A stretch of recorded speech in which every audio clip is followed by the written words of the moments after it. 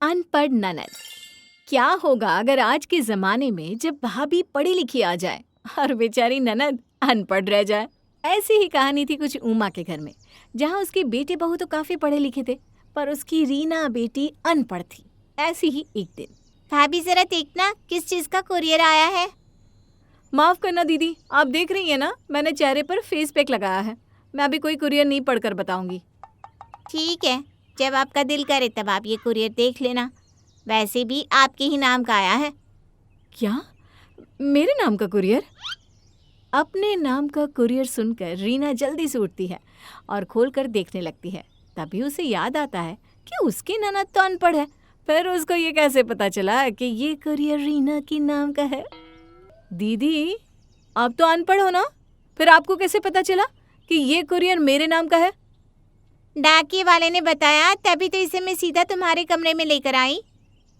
अच्छा अच्छा, ठीक है, आप जाओ, इसमें कुछ नहीं है। क्योंकि रीना अनपढ़ थी इसलिए वो नैना की बातों का बुरा नहीं मानती थी। ऐसे ही कुछ दिन बीत जाते हैं और एक दिन रीना के हाथ में न्यूज़पेपर देखकर नैना जोर जोर से हंसने लगती है।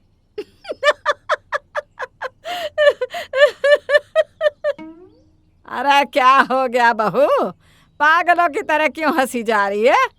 माँ जी, जब बात हंसने वाली हो तो इंसान हंसेगा ही ना। अब बताएगी भी ऐसा क्या हो गया, या बस पहेलियां बुझाती रहेगी? उमा के पूछने पर नैना रीना के हाथों से न्यूज़पेपर ले लेती है और घर वालों को दिखाते हुए अपनी ननद का मजाक बनाती है। ये देखिए इस न्यूज़पेपर को, इसे रीना दीदी पढ़ने की कोशिश कर रही थी। अब आप ही बताइए, ये देखकर मैं हंसू ना तो और क्या करूं? भला एक अनपढ़ कभी न्यूज़पेपर पढ़ पाया है क्या? नहीं भाभी, ऐसा नहीं है। मैं पढ़ने की कोशिश नहीं कर रही थी, मैं तो बस न्यूज़पेपर में फोटोज देख रही थी। दीदी, मुझे बेवकूफ़ बनाना बंद कीजिए। मैं बेवकूफ़ नहीं हूँ। मैंने खुद देखा था आपको, आज न्यूज़पेपर पढ़ने की कोशिश कर रही थी आप।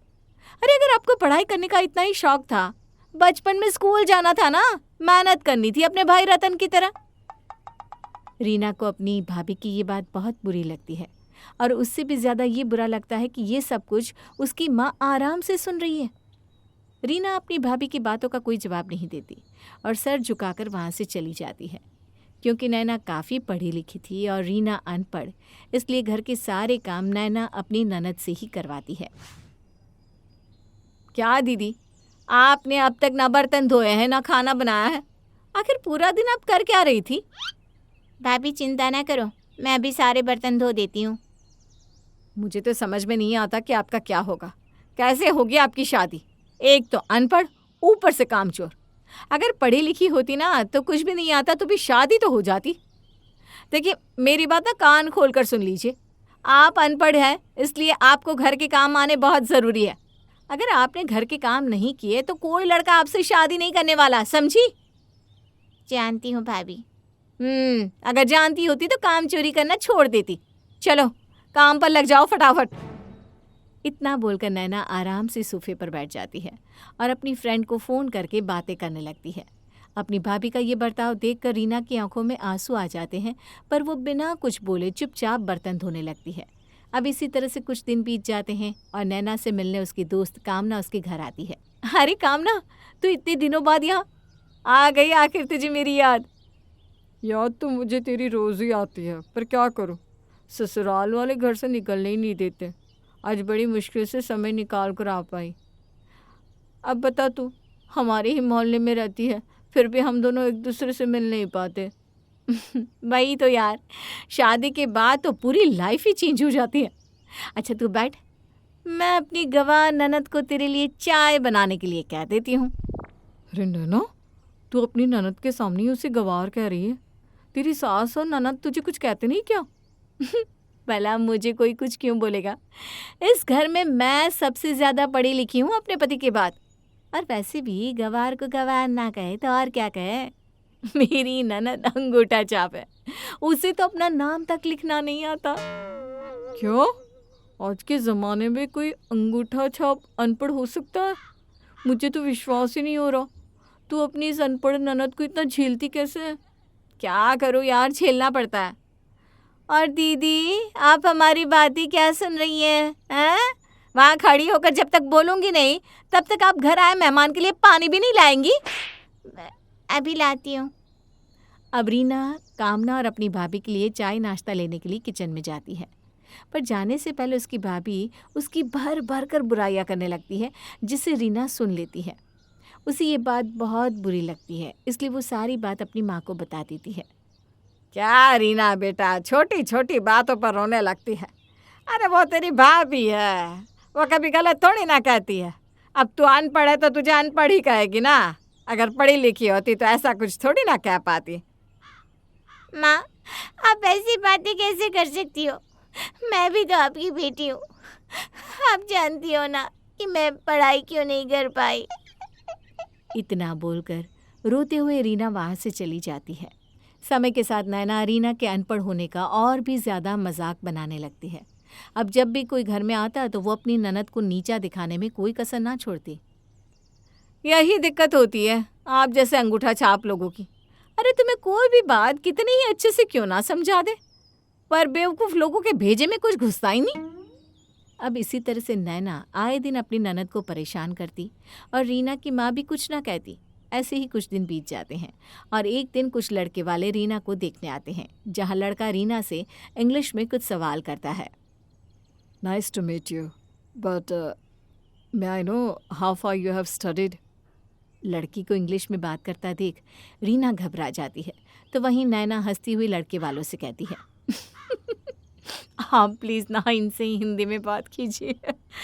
देखिए, फ़िलहाल तो आपके सवाल के जवाब मैं दे देती हूँ। मेरी ननद अंगूठा छाप है। उन्होंने कभी पढ़ाई करी ही नहीं, शायद उन्हें कभी पढ़ाई में इंटरेस्ट ही नहीं रहा, तभी तो आज के ज़माने में भी वो अंगूठा छाप है। क्या तुम्हारी ननद अनपढ़ है? अरे हमें पहले ही बता देते कि लड़की पढ़ी लिखी नहीं तो हम यहाँ कर अपना टाइम खराब ना करते। चल बेटा।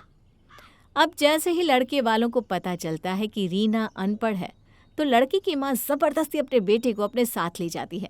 ये सब देखकर रीना रोने लगती है। उसकी आंखों से आंसू रुकने का नाम नहीं लेते। तभी वहाँ रतन आ जाता है और सब कुछ अपनी आंखों से देख और सुन लेता है। अरे रतन, आप आ गए। आप बिल्कुल सही मौके पर आए। देखिए ना, अनपढ़ होने की वजह से फिर से दीदी का रिश्ता टूट गया। मैं तो आपको कहती हूँ, आप दीदी के लिए ऐसा लड़का देखो जो उन्हीं की तरह अंगूठा छापो। अरे आखिर कौन करेगा आज के ज़माने में एक अनपढ़ लड़की से शादी। बस करो नाना, खबरदार अगर तुमने और मेरी बहन का मजाक बनाया तो।